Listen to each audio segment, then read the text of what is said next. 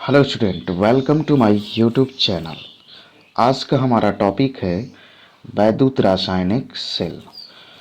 तो वैद्युत रासायनिक सेल को पढ़ने से पहले हम समझ लेते हैं कि अर्ध सेल क्या होता है। देखिए, अर्ध सेल, ठीक। देखिए क्या होता है अर्ध सेल कि आप कोई धातु की छड़ लीजिए, कोई भी धातु की छड़, ठीक, और उसके लवण के विलयन में इसको डुबो दीजिए, ऐसे करके इसमें डाल दीजिए। मान लेते हैं कि हमने लिया जिंक, ठीक, और हमने इसमें डाल जिंक सल्फेट ले लिया, लवण। यानी जब किसी धातु की छड़ को उसी के लवण के विलयन में डुबोएंगे, यानी एक धातु की छड़ है, यानी उसे बोलते हैं इलेक्ट्रोड, और जब एक विलयन में डूबा होता है तो उसे हम बोलते हैं अर्ध सेल, ठीक है। तो अर्ध सेल किसे कहेंगे? ऐसा निकाय जिसमें एक इलेक्ट्रोड एक विलयन में डूबा होता है। तो जैसे कि आप जिंक ले लिए, जिंक का इलेक्ट्रोड जिंक सल्फेट में आपने डाल दिया, तो ये ऐसा निकाय जो बन गया उसे हम बोलेंगे अर्ध सेल, ठीक है। उसी तरह यदि मान लीजिए हम दूसरा कोई ले लेते हैं, जैसे कापर ले लेते हैं, ठीक। कापर की छड़ हमने ले लिया, तो अब कापर की छड़ हमने ले लिया, यानी यहाँ पर Cu, तो इसमें इस यानी कि कापर की जो छड़ है उसको हम मान लीजिए कि कापर सल्फेट के विलयन में डाल दिए, ठीक है, कापर सल्फेट के विलयन में डाल दिए। तो अब ये भी अर्ध सेल हो गया। और जब दोनों अर्ध सेलों को जोड़ देंगे, ठीक, तो उसे हम बोलते हैं सेल। या फिर कोई ऐसा विलयन हो जिसमें दो इलेक्ट्रोड एक ही विलयन में डूबे हों, तो भी हम उसे बोल देंगे कि सेल है या विद्युत रासायनिक सेल है। तो सबसे पहले आपको समझना था कि अर्ध सेल क्या होता है। ऐसा निकाय जिसमें एक इलेक्ट्रोड एक ही विलयन में डूबा होता है उसे बोलते हैं अर्ध सेल। और जब दो अर्ध सेलों को आपस में जोड़ दिया जाता है तो सेल का निर्माण होता है। या फिर जब ऐसा निकाय जिसमें दो इलेक्ट्रोड किसी एक ही विलयन में डूबे होते हैं तो उसे हम बोलते हैं सेल, ठीक है। तो अब चलिए हम लोग देखते हैं क्या होता है। देखिए, सबसे पहले विद्युत रासायनिक सेल। तो देखिए, विद्युत रासायनिक सेल उस निकाय को कहते हैं, यानी विद्युत रासायनिक सेल एक प्रकार का सिस्टम होता है जिसमें दो इलेक्ट्रोड किसी एक विद्युत अपघट्ट के विलयन में, यानी कहने का मतलब यह है कि दो इलेक्ट्रोड हो किसी एक ही विद्युत अपघट्ट के विलयन में हों, या किसी प्रकार एक दूसरे से जुड़े भिन्न विद्युत अपघट्ट के विलयन में रखे होते हैं। यानी कहने का मतलब ये हुआ कि दो इलेक्ट्रोड हो और किसी एक विलयन में रखिए, या दोनों इलेक्ट्रोड अलग अलग विलयन में हों लेकिन उसे आप क्या करिए, किसी भी तरह से जोड़ दीजिए, वह आपस में जुड़े रहें, तो उसे हम बोलेंगे विद्युत रासायनिक सेल, ठीक है। तो विद्युत रासायनिक सेल जो होता है वह दो प्रकार का होता है। एक होता है विद्युत अपघटनीय सेल और एक होता है गैल्वनीय सेल। बात क्लियर हुई? विद्युत रासायनिक सेल कितने प्रकार के? तो दो प्रकार के। एक हो गया विद्युत अपघटनीय सेल और एक हो गया गैल्वनीय सेल, ठीक है। तो सबसे पहले हम देखते हैं विद्युत अपघटनीय सेल क्या होता है। तो विद्युत अपघटनीय सेल के बारे में देखते हैं। जिस सेल में वायु स्रोत से विद्युत ऊर्जा देने पर कोई रासायनिक अपक्रिया होती है उसे विद्युत अपघटनीय सेल कहते हैं। मतलब विद्युत अपघटनीय सेल किसे कहेंगे? जिसमें हम उसमें जो केमिकल्स मिले हुए हैं उसमें रासायनिक अभिक्रिया होने के लिए हमें विद्युत ऊर्जा को बाहर से दिया जाता है, ठीक है। यदि ऐसा निकाय जिसमें हम विद्युत ऊर्जा को बाहरी स्रोत से देते हैं जिससे उसके अंदर रासायनिक अभिक्रिया होती है। आगे देखते हैं, विद्युत अपघट्यों के विलयन का विद्युत अपघटन विद्युत अपघटनीय सेल में कराया जाता है। यानी कहने का मतलब जो विद्युत अपघट्य होते हैं उसका जो विलयन होता है, ठीक है, अगर उसका हमें वैद्युत अपघटन कराना होगा तो किस में कराएंगे? वैद्युत अपघटनीय सेल में कराएंगे। नेक्स्ट है, किसी विद्युत अपघटनीय सेल में विद्युत धारा प्रवाहित करने पर एनोड पर आक्सीकरण क्रिया और कैथोड पर अपचयन होता है। यानी जब हम किसी विद्युत अपघटनीय सेल में विद्युत धारा प्रवाहित करेंगे, ठीक है, तो उस पर क्या होगा कि एनोड पर आक्सीकरण होगा और कैथोड पर अपचयन होगा। एनोड पर क्या होगा? आक्सीकरण होगा, याद रखना है आपको, कैथोड पर अपचयन होगा, ठीक। दूसरा पॉइंट है, यानी नेक्स्ट पॉइंट है विद्युत अपघटनी सेल में एनोड धन ध्रुव होता है क्योंकि वह बैटरी के धन ध्रुव से जुड़ा होता है। ठीक है, जैसे कि वैद्युत अपघटनी जो सेल होगा उसमें 2 इलेक्ट्रोड लगे होंगे। ठीक, तो जब उसमें विद्युत धारा प्रवाहित करेंगे तो एनोड पर ऑक्सीकरण होगा, कैथोड पर अपचयन होगा। तो इसमें क्या होता है कि जो एनोड होता है वह धन ध्रुव होता है। क्यों? क्योंकि उसे बैटरी के धन सिरे से जोड़ते हैं। और कैथोड जो होता है वह ऋण ध्रुव होता है क्योंकि बैटरी के ऋण ध्रुव से जुड़ा होता है या सिरे से जुड़ा होता है। कहने का मतलब यहाँ पर आप ऐसे समझिए, मान लीजिए कि ये कोई वैद्युत अपघटनी सेल है, इसमें 2 इलेक्ट्रोड लगा हुआ है। ठीक, अब इसमें वैद्युत अपघट का यह विलयन, वैद्युत अपघटन कराएंगे, इसमें कहीं से भी विद्युत धारा प्रवाहित करेंगे तो एक होगा एनोड, एक होगा कैथोड। तो एनोड पर जो होगा ऑक्सीडेशन होगा, कैथोड पर जो होगा रिडक्शन होगा। ठीक है, अब एनोड जो होगा इसका धन सिरा होगा क्योंकि यह बैटरी के धन सिरे से जुड़ा रहेगा, और कैथोड जो होता है ऋण सिरा होता है क्योंकि बैटरी के ऋण सिरा से जुड़ा होता है। ठीक है, तो ये हो गया आपका वैद्युत अपघटनी सेल। नेक्स्ट है जो कि एग्जाम में पूछा जाता है, गैल्वेनी सेल या वोल्टेज सेल। तो जिस सेल में विद्युत ऊर्जा प्राप्त की जा सकती है उसे गैल्वेनी सेल कहते हैं, यानी जिसमें से हम विद्युत ऊर्जा को प्राप्त करते हैं। ठीक है, इसमें क्या होता है कि हम अलग से विद्युत ऊर्जा नहीं देते हैं, जबकि विद्युत अपघटनी सेल में जो था कि हमें विद्युत ऊर्जा बाहर से दिया जाता है, जबकि इसके अंदर से ही हमें प्राप्त हो जाता है। आगे नेक्स्ट पॉइंट याद रखने की जरूरत है, इस सेल में रासायनिक ऊर्जा का विद्युत ऊर्जा में परिवर्तन होता है।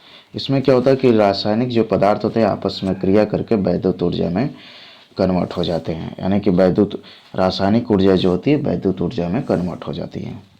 ठीक है, गैल्वेनी सेल में 2 अर्ध सेल होते हैं।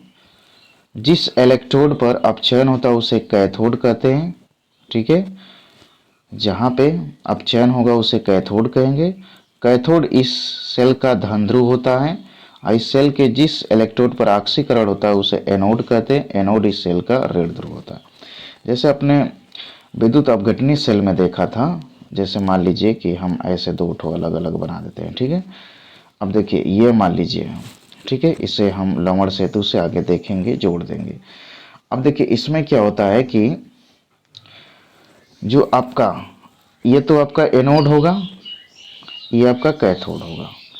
जो एनोड होता है वह ऋण सिरा होता है, कैथोड जो होता है धन सिरा होता है। जबकि अपने विद्युत अपघटनी सेल में देखा कि एनोड जो होता है धन सिरा होता है और कैथोड जो होता है ऋण सिरा। लेकिन वोल्टेज सेल या गैल्वेनी सेल में उल्टा हो जाएगा। एनोड पर तो ऑक्सीकरण होगा, यहाँ पर भी ऑक्सीकरण होगा। ठीक है, यहाँ पर रिडक्शन होगा। ठीक, आगे एक आपको की पॉइंट इसमें बताएंगे याद करने के लिए। ठीक है, तो ऑक्सीकरण एनोड पर तो होगा, कैथोड पर अपचयन होगा। लेकिन क्या होता है कि एनोड जो होता है इसका ऋण सिरा हो जाता है और धन सिरा जो होता है वो कैथोड होता है। ठीक है, बात क्लियर हुई? तो ये आपको अंतर समझना है। प्रथम गैल्वेनी सेल का आविष्कार इटली के भौतिक वैज्ञानिक वोल्टा ने किया था। ठीक है, इसमें हमें पढ़ना है जैसे डैनियल सेल, शुष्क सेल और बैटरी। तो हमें डैनियल सेल के बारे में समझना है जो कि आगे है। तो ठीक है, इसमें क्लियर हुआ कि भाई जो वोल्टीय सेल या गैल्वेनी सेल जो होता है उसमें क्या होता है विद्युत ऊर्जा प्राप्त होती है। इसमें क्या होता है कि रासायनिक ऊर्जा विद्युत ऊर्जा में कन्वर्ट होता है। इसमें भी 2 इलेक्ट्रोड लगे होते हैं। ठीक है, या उसे हम 2 अर्ध सेल कहते हैं। अब अर्ध सेल कैसे हम लिखेंगे, देखिए अर्ध सेल को थोड़ा सा हम आपको बता देते हैं कैसे लिखा जाएगा। जैसे देखिए 2 ये अर्ध सेल है, एक ये है एक ये है। अगर मान लीजिए यहाँ पे हमने जिंक लिया, ठीक, और जिंक सल्फेट के विलयन में डाल दिया तो ये एक अर्ध सेल हो गया। दूसरा यदि मान लीजिए हमने लिया कापर और इसे हमने डाल दिया कापर सल्फेट के विलयन में, तो ये क्या हो गया आपका अर्ध सेल हो गया। तो 2 अर्ध सेल इसमें होते हैं। ठीक है, एनोड पर ऑक्सीकरण होगा, कैथोड पर अपचयन होगा। एनोड जो है ऋण सिरा होता है, कैथोड जो होता है धन सिरा होता है। ठीक है, और पहला गैल्वेनी सेल किसने बनाया था, तो वोल्टा ने बनाया था। ठीक है, चलिए हम लोग डैनियल सेल पर चलते हैं जो कि काफ़ी महत्वपूर्ण है। जैसा कि आप यहाँ पर देख पा रहे हैं डैनियल सेल है यह। ठीक है, अब डैनियल सेल के बारे में समझते हैं। देखिए क्या होता है, देखिए ये जिंक का इलेक्ट्रोड है और जिंक सल्फेट के विलयन में डाला गया है। ये दूसरा इलेक्ट्रोड है, ये कापर सल्फेट के विलयन में डाला गया। ये आप जो देख रहे हैं ये लवण सेतु है। ठीक है, इसमें क्या भरा हुआ, KCl पोटेशियम क्लोराइड, और यहाँ पर एक जेल भरा जाता है इसके मुंह की तरफ, यहाँ पर उसे अगर अगर बोलते हैं। ठीक है, तो ये आपका डेनियल सेल का कुछ स्ट्रक्चर इस टाइप से है। इसमें 2 इलेक्ट्रोड लगा रहेगा, एक जिंक का, जिंक सल्फेट के विलयन में डुबोए रहेंगे। ठीक है, और कापर है जो कापर सल्फेट के, और इन दोनों को लवण सेतु से जोड़ेंगे। बाहर की तरफ एक वाय परिपथ होता है जिसे किसी धातु के तार द्वारा जोड़ देंगे। ये आपका जो है वह गैल्वेनोमीटर है। ठीक है, जिंक जो है वह आपका यहाँ पे उल्टा हो गया है। ठीक है, कैथोड यहाँ पे नहीं रहेगा, यहाँ पर एनोड रहेगा। ठीक है, ये एनोड सिरा हो गया, ये जो है आपका कैथोड सिरा हो गया। ठीक है, याद रखिएगा। अब इसकी क्रिया विधि को हम समझते हैं। चलिए देखिए, इस सेल को बनाने के लिए क्या करना पड़ेगा। तो ये इस सेल को बनाने के लिए आपको देखिए, यह सेल बनाने के लिए जिंक धातु की छड़ को जिंक सल्फेट के विलयन में और कापर धातु की छड़ को कापर सल्फेट के विलयन में रखकर दोनों विलयनों को लवण ब्रिज द्वारा जोड़ देते। अब इसको बनाना है तो क्या करना पड़ेगा, आपको जिंक धातु की छड़ लेना पड़ेगा। ठीक है, चलिए थोड़ा सा हम ऐसे कर दें, जिंक धातु की आप छड़ लीजिएगा। ठीक है, इसे किस में आपको डालना है, जिंक धातु की छड़ में। जिंक धातु की छड़ लेंगे तो जिंक सल्फेट के विलयन में आप डाल देंगे ZnSO4 में। ठीक है, जो कि पहले आपने देखा।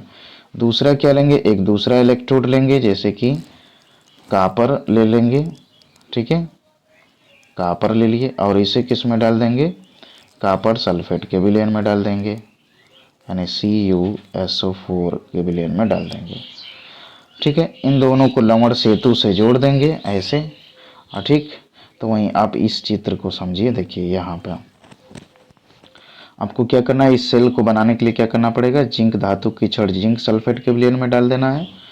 ठीक, और कापर धातु की छड़ कापर सल्फेट के विलयन में डाल देना है, और इन दोनों को एक लवण सेतु द्वारा जिसमें KCl भरा होता है इससे जोड़ देंगे। ठीक है, तो इस पॉइंट का मतलब आप समझे। यहाँ पर देखिए, चलिए दूसरा पॉइंट है, इस सेल का एक अर्ध सेल यहाँ पे छुटा हुआ बता रहे हैं, अर्ध सेल इलेक्ट्रोड और दूसरा अर्ध सेल इलेक्ट्रोड है। अब इसको समझिए, यहाँ पे क्या रहेगा, इस सेल का एक अर्ध सेल क्या है, जिंक सल्फेट इलेक्ट्रोड है। ठीक है, और दूसरा क्या है, कापर है, कापर सल्फेट का अर्ध सेल है। ठीक है, और उसका इलेक्ट्रोड है, इलेक्ट्रोड कौन है, जिंक है। बात क्लियर हुई। तो वहीं यहाँ पे छूटा हुआ है, थोड़ा सा इसको समझिए। इस सेल का एक अर्ध सेल क्या है, जिंक सल्फेट ऐसे लिखते हैं इलेक्ट्रोड, और दूसरा अर्ध सेल कापर सल्फेट इलेक्ट्रोड है। बात क्लियर, जैसा कि आप यहाँ चित्र में देख पा रहे हैं यहाँ से। ठीक है, जिंक सल्फेट अर्ध सेल और कापर सल्फेट। ठीक है, अगला पॉइंट देखते हैं, दो अर्ध सेलों को एक लवण ब्रिज द्वारा जोड़ने पर पूर्ण सेल बनता है। ये जो 2 अर्ध सेल है, इन्हें अगर लवण ब्रिज से नहीं जोड़ेंगे तो यह पूर्ण सेल नहीं बनेगा। ठीक है, किसी धातु के तार द्वारा दोनों इलेक्ट्रोडों, यहाँ इलेक्ट्रॉन लिखा है लेकिन इलेक्ट्रोडों को परस्पर जोड़ने पर इलेक्ट्रॉनों का प्रवाह जिंक से वाय परिपथ के सहारे कापर इलेक्ट्रोड की तरफ होता है। यानी कहने का मतलब यहाँ पर यह है। ठीक है, यहाँ पर समझिए। देखिए, कहने का मतलब यह है कि जब ऐसा आप निकाय बना देते हैं तो जो जिंक इलेक्ट्रोड है, यहाँ से इलेक्ट्रॉन निकलता है। ठीक है, इलेक्ट्रॉन त्याग करके ये जिंक इस विलयन में जिंक आयन बना के आने लगता है, और इलेक्ट्रॉन जो होते हैं वाय परिपथ के सहारे कापर इलेक्ट्रोड की तरफ गति करने लगते हैं। ठीक है, तो वही चीज़ है। आगे देखते हैं, जिंक इलेक्ट्रोड पर जिंक परमाणु इलेक्ट्रॉन त्याग कर जिंक आयनों के रूप में विलयन में जाने लगते हैं, तथा कापर इलेक्ट्रोड इलेक्ट्रॉन ग्रहण करके विलयन से कापर आयन परमाणु के रूप में कापर इलेक्ट्रोड पर जमा होने लगता है। अब यहाँ से जो इलेक्ट्रॉन आया, देखिए यहाँ से इलेक्ट्रॉन आएगा कापर इलेक्ट्रोड, अब यहाँ कापर सल्फेट से क्या बना रहेगा, कापर 2+ बना रहेगा। अब ये इलेक्ट्रॉन दोनों को ग्रहण करके क्या बना लेगा, कापर, और कापर क्या होगा, इस इलेक्ट्रोड पर ऐसे जमा होने लगेगा। ठीक है, चलिए आगे देख लेते हैं। अब देखिए, इस सेल को कैसे हम दर्शाएंगे। तो अब इस सेल के लिए एक चीज़ याद रखिएगा, हम बता रहे हैं, जो आपका डेनियल सेल है ना, यहाँ पर आप याद रखिए लोन, LOAN, लोन। देखिए लोन का मतलब क्या हुआ, यल का मतलब हो गया लेफ्ट, लेफ्ट, ओ का मतलब हो गया ऑक्सीडेशन, ए का मतलब हो गया एनोड, एन का मतलब हो गया नेगेटिव। ठीक है, नेगेटिव। यानी कहने का मतलब जो आप सेल ये बनाए हैं डेनियल सेल, तो जो लेफ्ट साइड में है, अगर देखा जाए तो यह लेफ्ट साइड में है, ये आपका राइट साइड में है। ठीक है, तो लेफ्ट साइड में जो है उधर की तरफ क्या होगा, ऑक्सीडेशन होगा, यानी जिंक इलेक्ट्रोड पर ऑक्सीडेशन होगा, और जिंक जो होगा वह एनोड होगा और इसका नेगेटिव टर्मिनल होगा। ये कभी भूल जाए तो याद रखिएगा। ठीक है, ये जो हमने लिखा है कैथोड, वह थोड़ा सा बदल लीजिएगा, ये एनोड रहेगा और ये कैथोड है, जो बनाए हैं कैथोड उसे एनोड बना लीजिए, एनोड जो बनाए हैं उसे कैथोड बना लीजिए। ठीक है, तो ये एनोड हो गया या कैथोड हो गया, अगर भूल जाए कभी तो इससे याद रखिएगा कि लेफ्ट साइड में जो रहेगा उसका ऑक्सीडेशन होगा, ऑक्सीडेशन जिसका होगा जिस इलेक्ट्रोड पर तो वह एनोड होगा, और वह ध्रुव कौन सा होगा तो नेगेटिव होगा, यानी का मतलब नेगेटिव। ठीक है, तो इस तरह से आप भूलेंगे नहीं। चलिए अब पूर्ण जो डेनियल सेल है उसे कैसे हम लिखेंगे, तो सबसे पहले जो ऋण ध्रुव है, लेफ्ट साइड में ऋण ध्रुव होता है नेगेटिव लोन के हिसाब से, LOAN। ठीक है, तो इससे याद रखेंगे। चलिए, और इधर की तरफ जो होगा राइट साइड में धन ध्रुव होगा। तो लेफ्ट साइड में आपका जिंक है, जिंक सल्फेट है, तो जिंक का ऑक्सीकरण हो रहा है Zn2+ में। उसी तरह से इधर देखेंगे राइट साइड में तो कॉपर सल्फेट है, इसको थोड़ा सा उल्टा लिख देंगे, यहाँ पे होना चाहिए। ठीक है, तो कॉपर हो गया, कॉपर सल्फेट होना चाहिए, हो जाएगा। आप इधर कॉपर कर लीजिए, कॉपर सल्फेट इधर। ठीक, कॉपर 2+ है, कॉपर में चेंज हो रहा है, यानी यहाँ पे अप चयन हो रहा है। तो इस तरह से हम डेनियल सेल को दर्शाएंगे। इसके जगह पे कोई और भी यूज हो सकता है, यहाँ पे कैडमियम हो सकता है, मैग्नीशियम हो सकता है, कुछ भी और भी धातु वगैरह हो सकते हैं। तो आपको अगर दर्शाना होगा डेनियल सेल को पूर्ण रूप से तो आप ऐसे ही दर्शाएंगे। कैसे दर्शाएंगे एक बार फिर सुनिए। देखिए, अब बना लीजिए एक तरफ लेफ्ट एक तरफ राइट। ठीक, लेफ्ट के तरफ क्या होता है, ऋण ध्रुव होता है, तो ऋण ध्रुव बना लीजिए। राइट साइड में क्या होता है, धन ध्रुव होता है, तो धन ध्रुव बना लीजिए। ठीक है, लेफ्ट साइड में ऑक्सीडेशन होता है, ठीक, इधर रिडक्शन हो जाएगा। ठीक है, आपने दो अर्ध से लिया है, तो लेफ्ट साइड में आपने क्या लिया था, जिंक लिया था, और जिंक सल्फेट के विलेन में इसको डाले थे। ठीक है, उसी तरह से इधर आपने लिया था कॉपर इलेक्ट्रोड, और आपने कॉपर सल्फेट के विलेन में इसको डाले थे। ठीक है, अब यहाँ पर क्या हुआ कि भाई जो जिंक था वह जिंक 2+ आयन में चेंज हो गया, ऑक्सीकरण का मतलब आयन में, और उसी तरह जो कॉपर 2+ था विलेन में से निकला था और जाके इलेक्ट्रॉन ग्रहण करके कॉपर बना लिया। तो इस तरह से आप पूरा लिख देते हैं इतना पूरा, तो आपका यह पूर्ण क्या हो जाएगा, सेल को दर्शा देंगे। ठीक है, चलिए आगे चलते हैं हम लोग। अच्छा, एक मिनट देख लेते हैं इधर। चलिए नेक्स्ट हमारा टॉपिक है विद्युत वाहक बल। ये आपके लिए वेरी वेरी इम्पोर्टेंट है, क्योंकि यहाँ से 2 नंबर में क्वेश्चन पूछा जाता है हर साल। तो ये परिभाषा याद रखेंगे, सेल के 2 इलेक्ट्रोडों के विभवों का अंतर सेल का विद्युत वाहक बल कहलाता है। यानी कोई भी सेल है उसमें 2 इलेक्ट्रोड लगा होता है, उसमें जो विभव होता है उत्पन्न होता है, दोनों का अंतर जो होता है उसी को बोलते हैं विद्युत वाहक बल। यानी सेल के 2 इलेक्ट्रोडों के मध्य विभवों का अंतर सेल का विद्युत वाहक बल कहलाता है। ठीक है, ये आप सूत्र याद रखिएगा, ई सेल बराबर ई कैथोड माइनस ई एनोड। ठीक है, तो ये पॉइंट आपको याद रखना है। इस पर न्यूमेरिकल जो होगा अगले वीडियो में आपको हम समझा देंगे, काफ़ी महत्वपूर्ण है जो कि पूछा जाता है। तो आज के लिए बस इतना ही। क्लास में अंत तक बने रहने के लिए आप सभी का बहुत बहुत धन्यवाद। Thank you.